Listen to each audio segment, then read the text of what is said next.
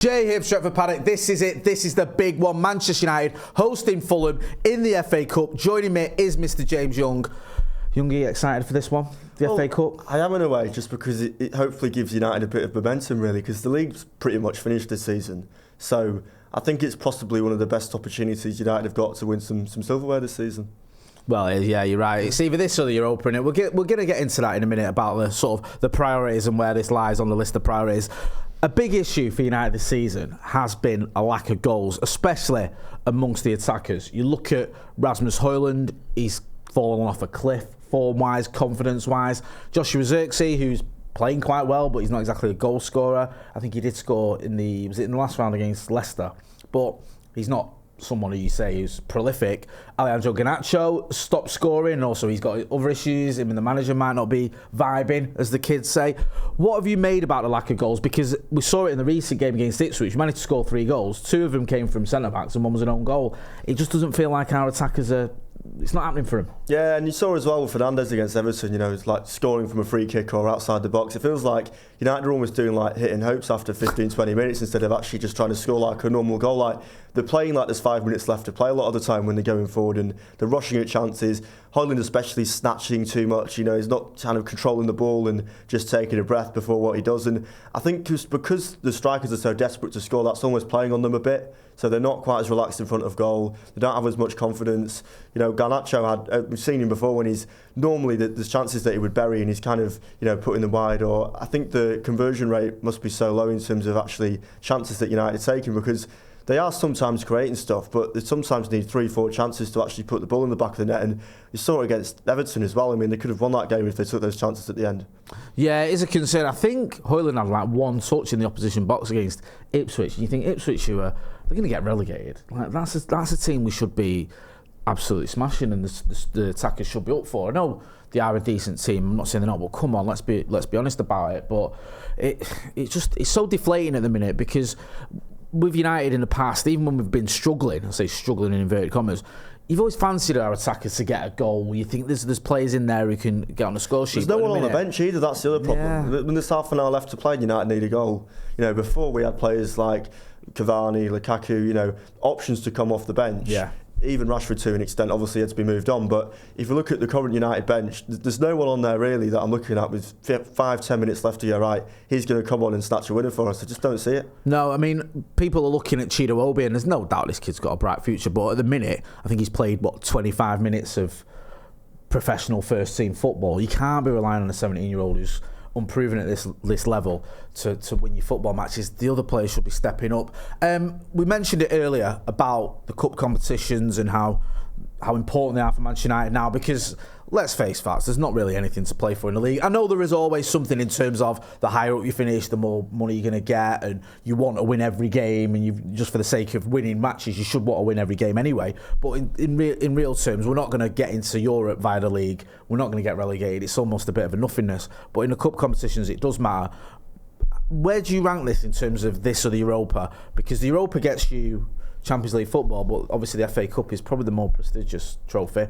Should this be one that United are focusing on, do you think? Well, in an ideal world, it gets to the final of both. But I mean, I think that the problem you have is the squad depth isn't there for that, and also the Europa League's more taxing. And the issue is, if you put all of your eggs in one basket and United go out of the Europa League to Lyon, for example, in the next round, then you're out of the Europa League, and then you're also out of the FA Cup as well if you don't properly take it seriously. So I think Amram's in a pretty difficult position in terms of which ones to prioritise. But having said that, the Europa League should be the priority really, because it does get you Champions League football, because next season you can go, actually we're in Europe, because with United's position in the league, they're not going to get any European football next season. And on top of that, it could be 2 or 3 years before United actually finish in a European place in the league. So there's so many other problems that could bring in terms of sponsorship money, not being Europe at all, trying to sign players, and even from I don't want to get too bleak, but go on. That ship's already sailed, James. You may as well carry on. From an economic perspective for Manchester, there's less home games if United aren't in Europe. That means people aren't booking hotels, people aren't spending as much money. The city of Manchester loses out in terms of tourism if United have less home games. Spoken like a true socialist. I'm proud of you. Is it After Sociedad, would it be Lyon? Is that just if they win their tie? Yeah. Yeah, that's something to look forward to. With all that being said, let's talk about predicted 11s. Before we do though, I want you lot, yes you, to get your phones out, film yourself in landscape for 30 seconds and give us your score predictions. Send them to paddockmatchday@gmail.com and we will use that as part of our pre-match build-up. We've had loads of videos being sent in lately, and also send us a little note about where you're sort of based, and if you're in the Manchester area, we can try and get you in the studio, take part in a preview. As well, we had Tyler, who's been coming in, and she used to send us videos, or still does, on score predictions. Then we said, come and join us on a preview, and that can be your way of getting involved here in the studio. Let's talk about your predicted 11, though. In fact, we can do a rarity of both our predicted 11s are identical, and I think that says more about the players available than it does about the quality that's on display. Talk us through the team there. You've got... No, go on, I'll let you talk us through it. I would have started Binder, but he's injured, and I think he's been a much better cup goalkeeper. And look at the previous rounds against Arsenal, where actually pretty much won United that tie in terms of his heroics in that game. But Onana starts, but good opportunity for him to try and regain some confidence, because I mean it was horrendous. Just quickly on Onana, where do you stand on him? Do you think there is a goalkeeper there? Because he's losing the fan base. I'm not going to lie to you, James. I'm sure you're aware.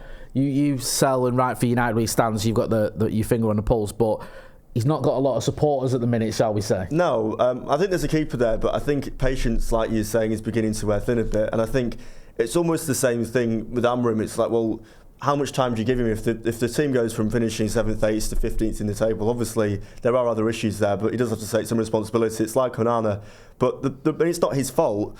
United spent a lot of money signing him to replace De Gea, so I think the fans expect someone that has much better distribution, and when his passing's not been good enough, and even previously, this isn't a new problem. If you look at Europe last season, the Galatasaray game, where his mistakes cost United a lot of money in a lot of areas, so I think it's a difficult one, but I think there's definitely a keeper there in terms of shot stopping, but he needs to improve his distribution, which is why United signed him in the first place. It just feels like everything that can go wrong in a minute is doing that. The one saving grace for Onana is, like you say, Binder is injured. You're not going to see someone like Harrison start because he's only a kid. So he knows he's going to start. He should know he's got to run in the team now. So he's got the opportunity to put things right. Back three, you've gone with Yoro, Maguire and De Ligt. I have two.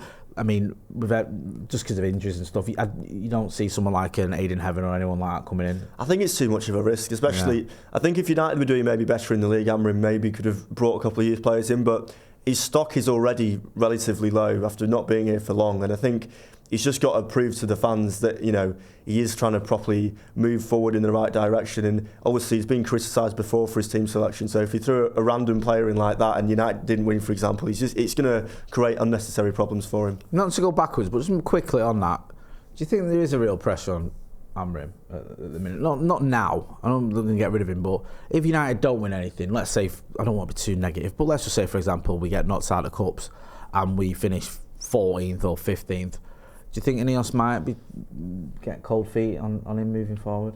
I mean, I think they're not the most patient of people, and we saw that with obviously they gave Ten Hag a new contract, but I mean he was 8th in the table when they sacked him, and I think seems like the glory era now, doesn't it? The glory days. United can't stop losing games of football. That's the bottom line of it. And if Amram continues to be stubborn with this formation, which is a big risk, if it comes off, brilliant. But if it doesn't, then that is on him for sticking with the same formation. So I think it'll be interesting to see what happens at the end of the season. But I think the other issue that we saw this week is Manchester United Football Club doesn't have a lot of money at the minute, and they've already laid off one manager and spent millions of pounds paying him off. I think if they did that again, especially after what happened with the sporting director situation as well, then they're just going to create an even more of a mess for themselves that they don't need to. Yeah, I completely agree. It's just absolute shambles. You can't afford sellotape or whatever, but we've been paying off managers and sporting directors.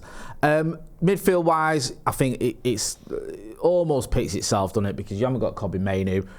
Casemiro's not the player. I know he did okay when he came on for that cameo against Ipswich. You've gone Dalot. We've both gone Dalot, Bruno, Ugarte and Mazraoui. And then the front three, Garnacho, Xerxes, Højlund. I just want to ask you quickly about Garnacho. The manager mentioned about him sort of, I don't want to say storming off, but going down the tunnel when he got subbed. I said it on the news afterwards. I was watching Garnacho, he walked past me because I'm in the tunnel. He did signal to the bench he was getting changed, but he didn't come back out. He didn't get changed and come back out because he was wet. I think he watched the rest of the game elsewhere, is what the manager said. You think, though, he'll be back in the team? I think so, just because, again, of the lack of squad depth. If this was a previous squad, and this is the other staggering thing, that United have spent so much money on players in the last few years, and this is what they have to show for it in terms of the actual squad that's available. I know there's injuries and stuff, but still, like, we were having this discussion before of who else can you bring off the bench, but who can you even start? This is the option that United really have in terms of, and Garnacho obviously, he's played a lot of tight games this season. If it was down to me, I'd keep him almost as a super sub, because I think that's kind of better at what he does. We've seen before when he gets brought off the bench, almost like Diallo, he's more of an impact player, whereas I think when he starts, he sometimes gets lost in the games a bit and he struggles to make a bit of an impact. But it's almost like that same cycle that United use players have, and I don't want to write him off because I still think there's a good player there, but a bit like Januzaj, when they break through, they have a good first season, and then all of a sudden there's a couple of issues and the confidence drops and the form's never quite the same and niggling injuries, and before you know it, they're kind of sold again. And we saw in January there were rumours about Garnacho leaving the club, but it didn't happen in the end. But again, it's another interesting one to see what will happen in the summer with him. Yeah, it'd be interesting to see what happens with Rasmus Højlund as well, because there's some talk of maybe him being used in a makeshift or as part of the deal to bring Victor Osimhen to Manchester United. Very sort of rumour-based rather than anything where I go, OK, that looks like it's going to happen. But Rasmus Højlund's one who's been struggling as well, and I get your point about Garnacho, especially you compare it to Januzaj, it worries me a little bit. I do think he's a better player, but I understand where you're coming from. Let's talk about Fulham. Bizarrely, and I say bizarrely because it doesn't happen very often, we've beaten them twice this season, home and away in the Premier League. We also, a couple of seasons ago, knocked them out of the FA Cup. Remember that game where there was the red cards, I think was it Mitrovic and... Was it Mitrovic got sent off? Silva got sent off as well. The manager, Silva got sent off, the manager. There was the handball from Willian as well. I mean, did he get sent off as well? Was it Willian, Mitrovic and Silva on it? Yeah, it was all happening. And then, like I said, we've beaten them twice this season. But both those games this season, and even the one where they end up getting a lot of red cards a couple of seasons ago, they could have gone either way, really. Yeah, well, it's not been all plain sailing, has it? That cup tie, they were 1-0 up for a very long time in that game before United managed to turn it around. But again, Fulham are one of those teams where United seem to get last-minute winners against them all the time. Garnacho, actually, good example, a couple of seasons back at Craven Cottage. Yep. But I think they're one of those sides that a bit like United, they almost lack maturity in a way, kind of seeing games off. And I think that's why, even though they're having a much better season than we are this season, I think going forward, the reason why they've not pushed for those European places properly is because they just drop silly points in the same way that United do. And I think there's enough quality in United's team to see them off and win the game. But likewise, they do have quality going forward. They're a bit much of a well-drilled side in the same way that United haven't been with the amount of different managers they've had in recent years. I think Marco Silva's done a really good job of just kind of putting his foot down and saying, this is the style of football I want to play. And maybe Amorim can look at him in a way, kind of as a blueprint for how to do it at United with the squad he's got. He seems to have found the perfect club for him, doesn't he, Marco Silva? Because he's flattered to deceive a lot, I think, Marco Silva. He did okay at Hull. I know they got relegated, but they made it competitive when it looked like they were just doomed. Then it was at Watford and Everton. It kind of underwhelmed a little bit, but I think at Fulham he's done a very good job indeed on sort of minimal budget as well, and made them a very difficult side to beat, even though United have obviously had some good results against them over the last year or so. With all that being said then, give us your score prediction. What do you think the score's going to be when Manchester United hosts Fulham? I think United will win. This is me being optimistic. I don't like James Young being optimistic, right? This is one thing I know about James. He's been doing this for a long time and he used to be the most pessimistic guy you'd have, but if you're optimistic, then I think we all need to be. I think United will win. I want to say 2-1. 2-1 to Manchester United. Do you know what, right? I used to be like you, James, full of optimism, and they've worn me down this United team. But to be fair, right, last few times I've predicted us to lose, and I didn't used to do it a lot. We've won, so I'm going to do it again. Clever thinking, you say. I'll go with a 1-0 win to Fulham. Obviously, I hope I'm wrong, but all joking aside, I do worry about this United team. I just really do, and I just think sooner or later Fulham are going to beat us. It's just the law of averages. And also the law of averages of getting to 3 cup finals in a row. Yeah, that's a good point. That we didn't mention that. Yeah, because obviously we got to back-to-back FA Cup finals, won it. We are the holders. So is it going to happen again? It feels like we've been shortchanged, man. We went to the Etihad, went to the Emirates and won. And that felt like that should have been a quarter final or something. It wasn't, was it? It was like the first game. We played this in the competition this time round.